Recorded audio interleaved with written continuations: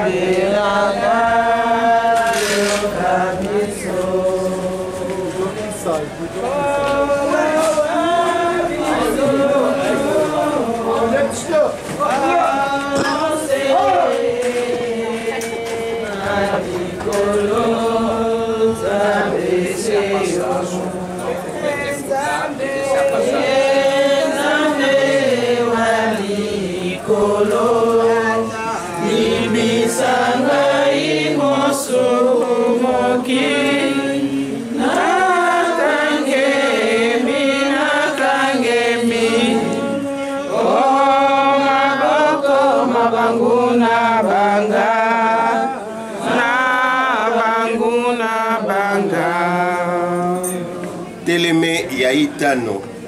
Simoni wa Sirene akomeme kuruze ya Yesu. Simoni wa Sirene akomeme kuruze ya Yesu.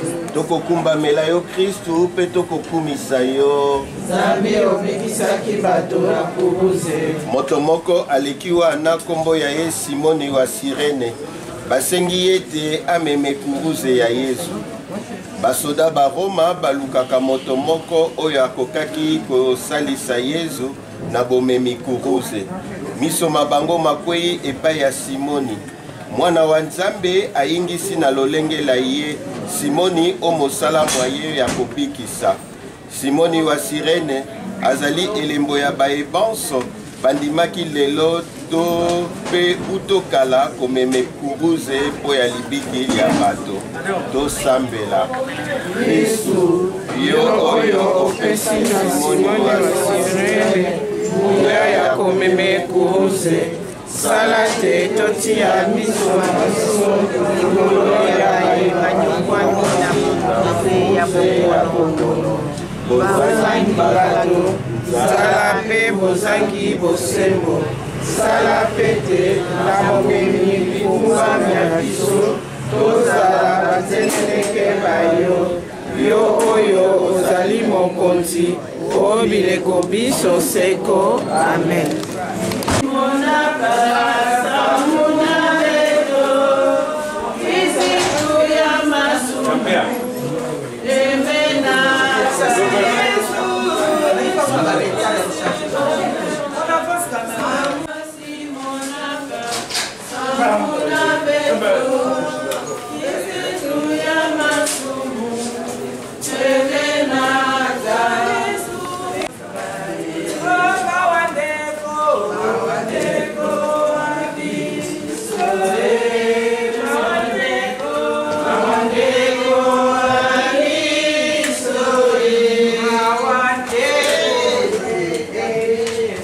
Tata.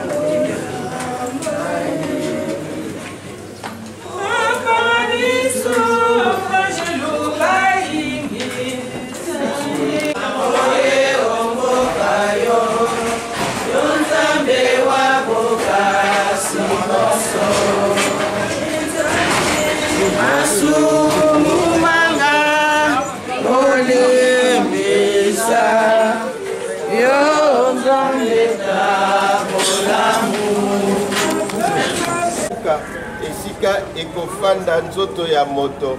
Lilita ya Kristu litongami okati ya libanga lizali lokola boloko ezanga fungola. Mwana wa Nzambe amikomisi moto wa boloko olilita. Mobomba momoleki mayele mabiso tosambela. Mokonzi Yesu, mitema ya biso mitondi na mawa, oya liwali ya yo, pepo ya bolingi bwa yo olilita.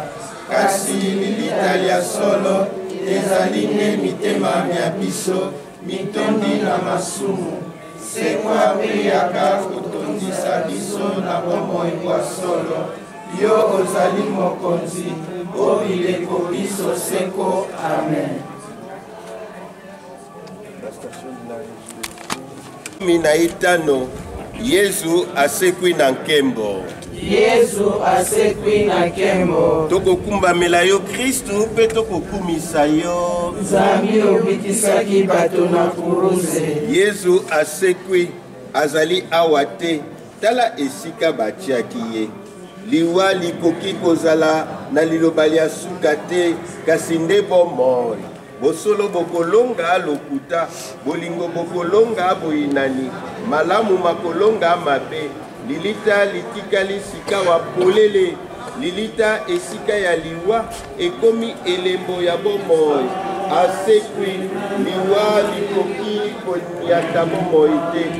Oyo bakitisaki ye olikambo na lokuta abimi molombi olilita. Baye bakoloba bosolo bakozala seko na lilonga. Tosambela mokonzi mosekwi yo oyo olonga liwa. Tala mitema ya biso mizali koyeba tete ozali okati ya biso. Pelisa biso mwinda mwayo pe tondisa biso na gracia pe na yo ozali mokonzi obileko biso seko. Amen. Kristu asekwi na nkembo. Alleluia. Kristu asekwi na nkembo.